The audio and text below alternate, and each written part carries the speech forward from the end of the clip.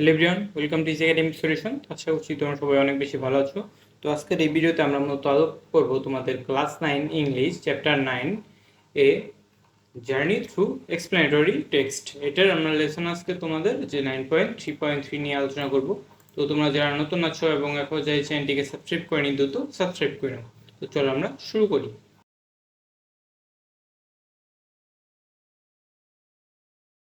তো দেখো এখানে কি বলা হয়েছে, read the following dialogue and act it out in pairs. অর্থাৎ নিচের ডায়লগটা যা আছে সেটা তোমরা কি করবে, তোমাদের বন্ধুদের সাথে জোড়ায় জোড়ায় তোমরা একটু পড়বে এবং আলোচনা করবে। দেন রাইট এ শর্ট টেক্সট, এবং এর উপরে ভিত্তি করে তোমার একটা শর্ট টেক্সট লিখতে হবে। কিসের উপরে? ওয়াই ইজ এআই ডিসকাস নাউএডেজ, অর্থাৎ এআই কিসের জন্য বর্তমানে আলোচিত একটা বিষয়। Following the elements of an explanatory text, অর্থাৎ একটা এক্সপ্লেনেটরি টেক্সটের বিভিন্ন যে বিষয়বস্তু আমরা শিখেছিলাম, যে ফার্স্টলি, সেকেন্ডলি, থার্ডলি এগুলো ইউজ করতে হয়, তারপরে সিম্পল প্রেজেন্ট টেন্স ইউজ করতে হয়, সেগুলো ইউজ করে আমরা লিখবো। Letter submit A copy of your text to the teacher. তো তারপরে একটা তোমার এটা লেখার পর একটা কপি টিচারকে দিতে হবে। তো চলো আমরা দেখি যে আমাদের যে ডায়লগটা আছে এখানে মূলত কি বলা হয়েছে। তো এখানে যে তোমাদের যে এক নম্বরে কি আছে, যে আবিরা সে কি বলছে, have been hearing a lot about AI lately, অর্থাৎ আমি এআই সম্পর্কে অনেক কিছু শুনেছি। হোয়াট এক্স্যাক্টলি ইজ ইট, অর্থাৎ এটা আসলে কি জিনিস। তো আরিশা যে আছে সে কি বলছে, দেখো AI stands for artificial intelligence, অর্থাৎ এআই বলতে বোঝানো হয় কি আর্টিফিশিয়াল ইন্টেলিজেন্স। আর্টিফিশিয়াল মানে হচ্ছে কি কৃত্রিম, মানে যেটা মানুষের তৈরি। কৃত্রিম আর ইন্টেলিজেন্স মানে হচ্ছে বুদ্ধিমত্তা। তো কৃত্রিম বুদ্ধিমত্তা যেটা কম্পিউটার সিস্টেমের মাধ্যমে পরিচালিত হয়। It's a field of computer science, অর্থাৎ এটা কম্পিউটার সায়েন্সের একটা তোমার একটা ধাপ বা একটা ক্ষেত্র, যেখানে that focuses on creating intelligence machines that can perform task that require human intelligence, অর্থাৎ এইখানে মূলত কম্পিউটার সিস্টেম ব্যবহার করে এক ধরনের যে ইন্টেলিজেন্ট মেশিন তৈরি করা হয়, যে কিনা কি করে, যে মানুষের বুদ্ধিমত্তার মতো কাজ করতে পারে। তো আবিরা দেখো কি বলছে, সে বলছে so does that mean AI can think like humans, অর্থাৎ তার মানে কি বোঝায় যে এআই বা আর্টিফিশিয়াল ইন্টেলিজেন্স এটা কি মানুষের মতো ভাবতে পারে। তো আরিশা দেখো তারপর কি বলছে, AI doesn't think the way, অর্থাৎ এআই আসলে সেভাবে ভাবে না, হিউম্যান ডু মানুষ ভাবে, but it can simulate some aspect of human intelligence, কিন্তু এটা কি করতে পারে, যে মানুষের যে ইন্টেলিজেন্স বা মানুষের যে বুদ্ধিমত্তা আছে সেটাকে কি সেটার মতো করে সে বিভিন্ন কিছু তুলে ধরতে পারে মানুষের সামনে। সেটাকে বলা হয় কি মূলত এআই, ঠিক আছে। অর্থাৎ এআই মূলত মানুষকে অনুকরণ করে। তো সিমুলেট মানে হচ্ছে কি অনুকরণ করা, কি করা, অনুকরণ বা নকল করা।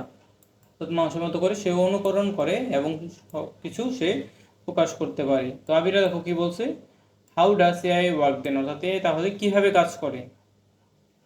তো দেখো এখানে আরিশা যে আছে সে কি বলছে, দেখো ইট রিলাইস অন টু অ্যাপ্রোচেস, অর্থাৎ এটা মূলত দুই বিষয়ের উপরে নির্ভর করে। কি দেখো, machine learning and deep learning, অর্থাৎ এটা দুইটা বিষয় কি, মেশিন লার্নিং এবং ডিপ লার্নিং। তো এই দুইটা বিষয় কি দেখো, যে মেশিন লার্নিং এনাবলস কম্পিউটার, অর্থাৎ মেশিন লার্নিং কম্পিউটারকে কি করতে সক্ষম করে, টু লার্ন ফ্রম ডেটা, অর্থাৎ বিভিন্ন ডেটা থেকে শিখতে।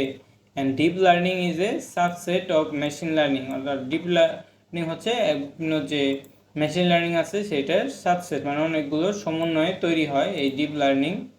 That involves artificial neural networks inspired by human brain, অর্থাৎ বিভিন্ন হিউম্যান ব্রেনের মতো বিভিন্ন যে নেটওয়ার্ক দ্বারা এইটা তৈরি করা হয়। তো দেখো আবিটা দেখো কি বলছে, দ্যাট সাউন্ড কমপ্লেক্স, এটা আমার কাছে জটিল লাগছে। Can you give me an example of how AI is used in real life, তুমি কি বলতে পারবে কীভাবে এআইটা আমাদের দৈনন্দিন জীবনে ইউজ হয়ে থাকে।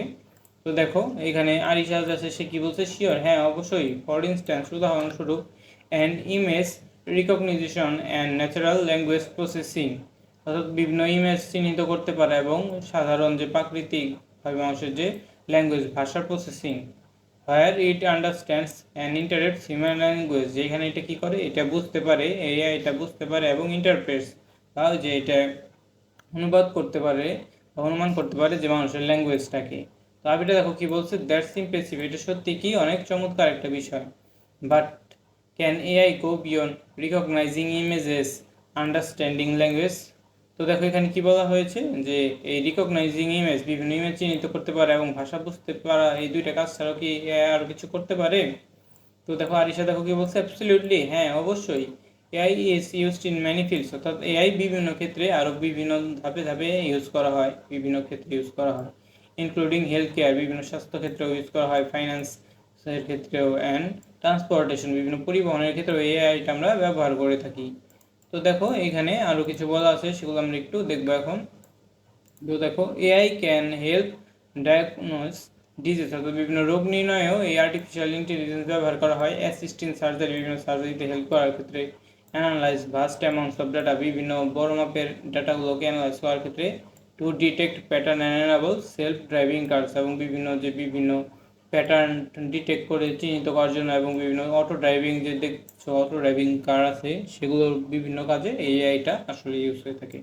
তো আবিরা যে আছে সে দেখো কি বলছে, it seems like AI has good potential, অর্থাৎ এখানে মনে হচ্ছে কি এআই ভালো একটা যে দিক আছে বা সক্ষমতা আছে, but are there risk associate with it, কিন্তু এখানে কি কোনো রিস্ক আছে? তো আর ইসা দেখো তখন আবার কি বলছে, ডেফিনেটলি, হ্যাঁ অবশ্যই, AI raises ethical and social concern, অর্থাৎ এর কারণে বিভিন্ন ইথিক্যাল নৈতিকতা এবং বিভিন্ন সোসাইটাল সামাজিক যে চিন্তাভাবনার বিষয় বা বিভিন্ন উদ্বেগের তৈরি হয়েছে, কি সেগুলো, and there are discussions around privacy and security, এবং বিভিন্ন প্রাইভেসি এবং সিকিউরিটি নিয়েও বিভিন্ন বিষয় উঠে এসেছে।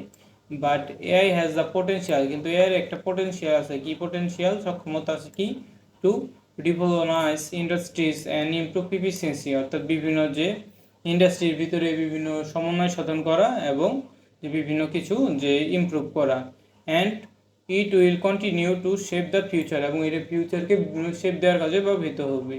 তো থ্যাঙ্কস লট, আর ইশা বলছে কি তোমাকে অনেক অনেক ধন্যবাদ। তো আশা করছি বুঝতে পেরেছি এটা কীভাবে করতে হবে। তো আজকে এই পর্যন্তই। তো এই ভিডিওটি ভালো লেগে থাকলে অবশ্যই ভিডিওতে লাইক এবং চ্যানেলটিকে সাবস্ক্রাইব করতে ভুলবে না। তো সবাইকে ধন্যবাদ জানিয়ে এখানেই শেষ করছি।